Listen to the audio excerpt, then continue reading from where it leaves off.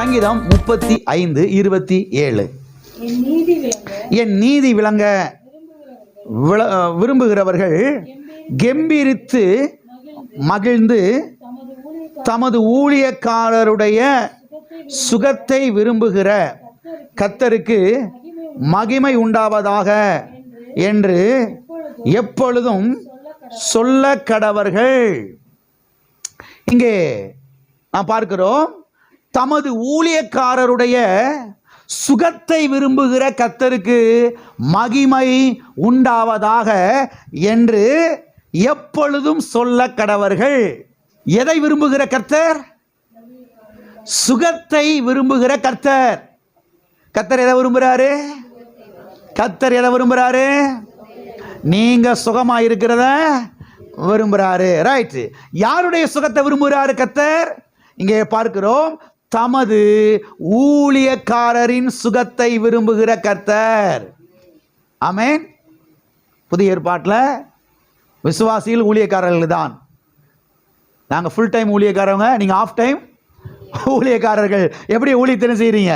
சிறுவர் ஊழியங்கள், வீட்டு ஜெப கூட்டம், இன்னும் அநேகரை போய் சந்தித்து சுவிசேஷம்லாம் அறிவிக்கிறீங்க.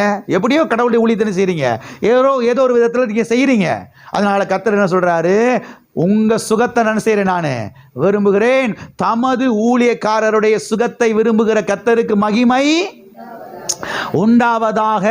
எல்லா கரங்களுக்கு சொல்லுவோம், கர்த்தர் என்னுடைய சுகத்தை விரும்புகிறார், எனவே அவருக்கு மகிமை உண்டாவதாக. ஆமென். இந்த வசனம் நியூ கிங் ஜேம்ஸ் வெர்சன் என்கிற ஒரு ஆங்கில மொழிபெயர்ப்பில் எப்படி வந்திருக்கிறது என்று சொன்னால், தம்முடைய ஊழியக்காரரின் செழிப்பை விரும்புகிற கர்த்தருக்கு மகிமை உண்டாவதாக என்று வந்திருக்கிறது. தமிழில் சுகம் போட்டாங்க, ஆனால் ஆங்கிலத்தில் எப்படி வந்திருக்கிறது? ப்ராஸ்பரிட்டி என்று வந்திருக்கிறது. செழிப்பை விரும்புகிற கர்த்தருக்கு என்று எழுதப்பட்டிருக்கிறது. இந்த வசனம் பொது மொழிபெயர்ப்பில் எப்படி வந்திருக்கிறது என்று சொன்னால், அவர் தம்முடைய அடியாரின் நல்வாழ்வை விரும்புகிறார். அவர் தம்முடைய அடியாரின் நல்வாழ்வை காண விரும்புகிறார், அவருக்கு மகிமை உண்டாவதாக என்று மொழிபெயர்க்கப்பட்டிருக்கிறது. நல்வாழ்வை விரும்புகிறார். உங்களுடைய நல்வாழ்வை கர்த்தர் என்ன செய்கிறார்?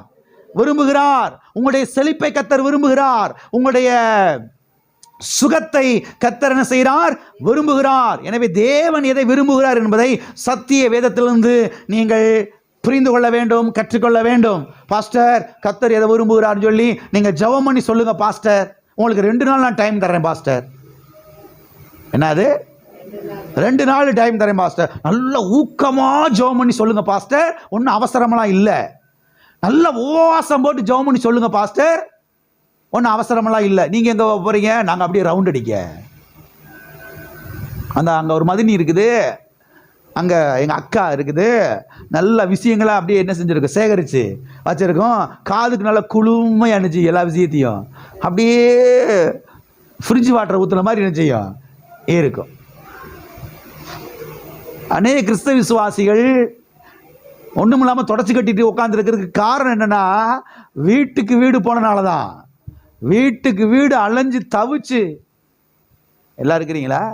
இந்த காகங்கள் இருக்கு பாருங்க, இந்த காகங்களை குறித்து நான் வாசிக்கிறோம். அது அலைந்து திரியக்கூடிய ஒரு பறவை. அப்படியே அலையும், அங்கே அலையும், அங்கே அலையும், அங்கே அலையும், அங்கே அலையும், அங்கே ஒரு இடத்துல இருக்காது. எல்லாம் இருக்கிறீங்களா? தேவ சமூகத்தில் அமர கற்றுக்கொள்ள வேண்டும். நேரத்தை காலத்தை கர்த்தருடைய சமூகத்தில் செலவிடுவதற்கு என்ன செய்ய வேண்டும்? ஒதுக்க வேண்டும். சரி, விஷயத்துக்கு வருவோம். கர்த்தர் எதை விரும்புகிறான்னு கேட்டு சொல்லுங்க பாஸ்டர். கேட்டெல்லாம் சொல்ல வேணாம், இப்போயே சொல்லிடுறேன்.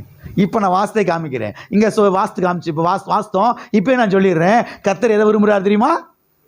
உங்க சுகத்தை விரும்புகிறார், உங்க செழிப்பை விரும்புகிறார், உங்க ஐஸ்வர்யத்தை விரும்புகிறார், உங்களுடைய நல்வாழ்வை அவர் விரும்புகிறார். ஆமென். தேவன் யார் என்பதை சத்தியவேதத்தில் அறிந்து கொள்ளுங்கள். அந்த சர்ச்சுக்கு போறவங்க 25 வருஷமா போய் ஒண்ணுமில்லதான் இருக்கிறாங்க. அப்ப நமக்கு அந்த நிலைமை தானா அப்படின்ற ஒரு முடிவுக்கு என்ன செய்யாதீங்க, வராதிங்க. அவங்க சபையில எப்படிப்பட்ட கர்த்தரை குறித்து பிரசங்கிக்கிறார்கள் என்பது தெரியாது. பைபிள்ல இருந்து என்ன சொல்றாங்க என்பது என்ன செய்யாது, நமக்கு தெரியாது. எல்லாம் இருக்கிறீங்களா? நம்முடைய தேவன் யார்? நம்முடைய சுகத்தை விரும்புகிறவர், நம்முடைய செல்வ செழிப்பை விரும்புகிறவர், நம்முடைய நல்வாழ்வை விரும்புகிறவர், நம்முடைய செழிப்பை விரும்புகிறவர். இதை எடுத்து செல்லுங்கள். கர்த்தர் யார்? எனக்கா கல்வாரி சிலுவையிலே அவர் ஜீவனை கொடுத்தார். எதற்காக? நான் சுகமாயிருப்பதற்காக, நான் செழிப்படைவதற்காக. அவர் நீசக்கோலமாய் தொங்கினார். எதற்காக? நான் வாழ்ந்து சுகமாயிருப்பதற்காக, என் நல்வாழ்வுக்காக அவர் ஜீவனை கொடுத்தார். இதெல்லாம் மனதிலே கொண்டு வாருங்கள். இந்த சத்தியத்தை எடுத்து செல்லுங்கள். வாழ்ந்து சுகமாயிருப்பீர்கள், நீங்கள், உங்களுடைய பிள்ளைகள், உங்களுடைய சந்ததியார்களும். ஆமென். பக்கத்தில் கைப்பிடி சொல்லுங்க. கர்த்தர் உங்களுடைய சுகத்தை விரும்புகிறார். கர்த்தர் உங்களுடைய செழிப்பை விரும்புகிறார். கர்த்தர் உங்களுடைய நல்வாழ்வை விரும்புகிறார். ஹல்லேலூயா, ஹல்லேலூயா. இதெல்லாம் ஜெபமா மாற்றணும். சொன்ன வார்த்தைகள் எல்லாம் நீங்கள் விசுவாச அறிக்கையா மாற்றணும். அப்படி இதெல்லாம் எழுதி வச்சு வாயை திறந்து சொல்ல ஆரம்பிக்கணும். தரித்திரம் ஓடிடும், கடன் பிரச்சனைகள் ஓடிடும். இந்த ஜெபமா மாற்றணும். ஆண்டவர் என்ன சித்தம் வச்சிருக்கிறாரோ தெரியல. பரலோகத்தில் போய் கேட்போம்.